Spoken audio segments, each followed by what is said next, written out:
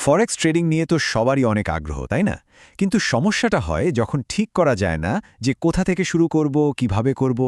আচ্ছা, যদি এমন হতো যে পুরো রাস্তাটাকেও দেখিয়ে দিত, ঠিক এই কাজটাই আমরা করতে যাচ্ছি।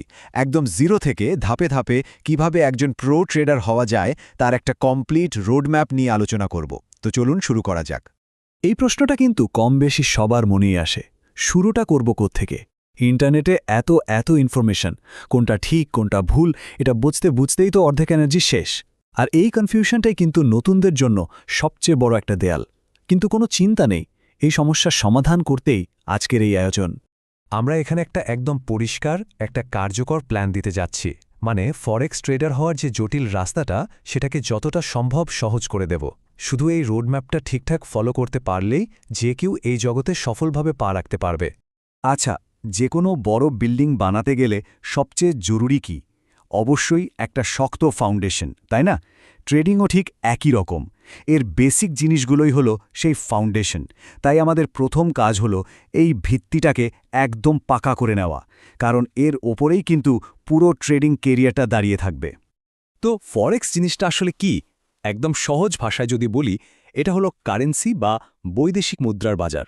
মানে এখানে একটা দেশের টাকার বিনিময়ে আরেকটা দেশের টাকা কেনা বেচা হয়। যেমন ধরুন ইউরো আর ইউএস ডলার, এদের দাম তো সবসময় ওঠানামা করে, তাই না? ট্রেডাররা ঠিক এই দামের ওঠানামা থেকেই লাভটা বের করে আনে। সিম্পল। এটাই হলো ফরেক্সের একদম বেসিক কনসেপ্ট। মার্কেটকে যদি বুঝতে হয় তাহলে সবার আগে এর স্ট্রাকচারটা বুঝতে হবে। যেমন ট্রেন্ড আপনাকে বলে দেবে মার্কেট এখন কোন দিকে যাচ্ছে, ওপরে না নিচে। সাপোর্ট আর রেজিস্ট্যান্স হলো অনেকটা অদৃশ্য দেয়ালের মতো, যেখানে গিয়ে প্রাইস ধাক্কা খায় বা ফিরে আসে। আর লিকুইডিটি, ওটা হলো মার্কেটের ফিউয়েল, যা দামকে এক জায়গা থেকে আরেক জায়গায় দিয়ে যায়। এগুলো না বুঝলে চার্ট দেখে কিছুই বোঝা যাবে না।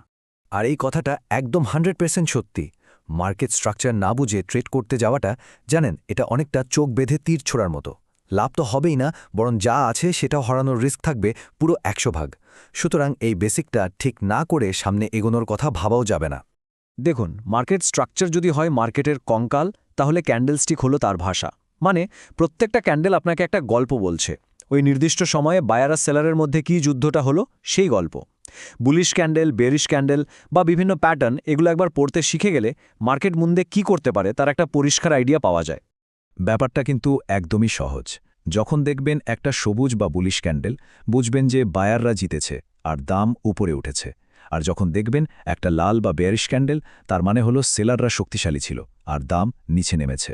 প্রাইস অ্যাকশন বোঝার জন্য এই দুটো হলো একদম প্রথম পাঠ। ওকে, তো আমাদের ফাউন্ডেশন তৈরি। এবার চলুন দ্বিতীয় ধাপে যাই। দেখুন, মার্কেট বোঝাটা একটা অংশ, কিন্তু তার চেয়েও গুরুত্বপূর্ণ হল নিজের টাকা বা ক্যাপিটালকে বাঁচানো আর একটা নির্দিষ্ট স্ট্র্যাটেজি ফলো করা। শুধু জানলেই হবে না, সেই জ্ঞানটাকে রিস্ক ম্যানেজ করে কাজে লাগানোটা হলো আসল স্কিল। প্রো ট্রেডারদের সাফল্যের পেছনে যে কয়েকটা গোল্ডেন রুল আছে, তার মধ্যে এটা একটা। কি সেটা? প্রতিটা ট্রেডে নিজের টোটাল ক্যাপিটালের মাত্র 1 থেকে 2% রিস্ক নেওয়া। কেন? কারণ যদি আপনার ট্রেডটা লসও হয়, আপনার অ্যাকাউন্টের খুব সামান্যই ক্ষতি হবে। আর এটাই আপনাকে মার্কেটে লম্বা সময় টিকে থাকতে সাহায্য করবে। রিস্ক ম্যানেজমেন্টের 3টা মেইন পিলার বা নিয়ম আছে। 1. প্রতি ট্রেডে 1-2%-এর বেশি রিস্ক না নেওয়া। 2. সবসময় স্টপ লস ব্যবহার করা। এটা আপনার সেফটি নেটের মতো কাজ করে, বড় লস থেকে বাঁচায়। আর 3. ওভার ট্রেডিং একদমই না করা। মানে যখন তখন আবেগের বশে ট্রেড নেওয়া বন্ধ করতে হবে, কারণ এই ওভার ট্রেডিংই কিন্তু বেশিরভাগ অ্যাকাউন্ট জিরো করে দেয়। এই কথাটা একদম মাথায় গেঁথে নিন। একটা ভালো স্ট্র্যাটেজি আপনাকে হয়তো কয়েকটা ট্রেড জিতিয়ে দেবে, কিন্তু লম্বা সময় ধরে মার্কেটে টিকে থেকে লাভ করতে হলে রিস্ক ম্যানেজমেন্টের কোনো বিকল্প নেই। এটা কোনো অপশন না, এটা মাস্ট। একজন প্রো ট্রেডার হতে হলে এটা লাগবেই। মার্কেটে কিন্তু হাজারো রকমের ট্রেডিং স্ট্র্যাটেজি আছে। আইসিটি, এসএমসি, ব্রেকআউট, আরও কত কি। সফল হতে হলে কিন্তু সবগুলো জানার কোনো দরকার নেই, বরং কাজটা হলো যে কোনো একটা স্ট্র্যাটেজিকে বেছে নেওয়া এবং সেটার ওপর মাস্টার হয়ে ওঠা। 10টা জিনিস অল্প অল্প জানার চেয়ে একটা জিনিস ভালোভাবে জানাটা এখানে অনেক বেশি কাজের। তো বেসিক শেখা হলো, রিস্ক ম্যানেজমেন্টও বোঝা হলো। এবার কি? এবার আসে প্র্যাকটিস। থিওরি আর রিয়ালিটির মধ্যে ব্রিজটা তৈরি করে কিন্তু এই প্র্যাকটিসই। ব্যাপারটা অনেকটা বই পড়ে সাঁতার শেখার মতো। পানিতে না নামলে কি আর সাঁতার শেখা হয়? ট্রেডিংও তাই। তবে এখানে একটা সুবিধা আছে, আসল টাকা হারানোর আগে নকল টাকা দিয়ে প্র্যাকটিস করা যায়। এই পথটা খুব সোজা। প্রথমে থিওরি আর স্ট্র্যাটেজিটা ভালো করে শিখুন, তারপর অন্তত 1 থেকে 2 মাস একটা ডেমো অ্যাকাউন্টে প্র্যাকটিস করুন। ডেমো অ্যাকাউন্ট মানে হলো ভার্চুয়াল টাকা, যেখানে লস হলেও আপনার নিজের টাকার কোনো ক্ষতি নেই। যখন দেখবেন যে আপনি ডেমোতে ত্বরান্বিত লাভ করতে পারছেন, মানে একটা কনসিস্টেন্সি এসেছে, শুধু তখনই লাইভ বা রিয়েল অ্যাকাউন্টে ট্রেড করার কথা ভাববেন, এর আগে একদমই না। আমরা এখন প্রায় শেষের দিকে এবং সম্ভবত সবচেয়ে জরুরি অংশে চলে আসছি। টেকনিক্যাল স্কিল, স্ট্র্যাটেজি, এগুলো তো শিখলেন, কিন্তু এগুলোই সবকিছু না।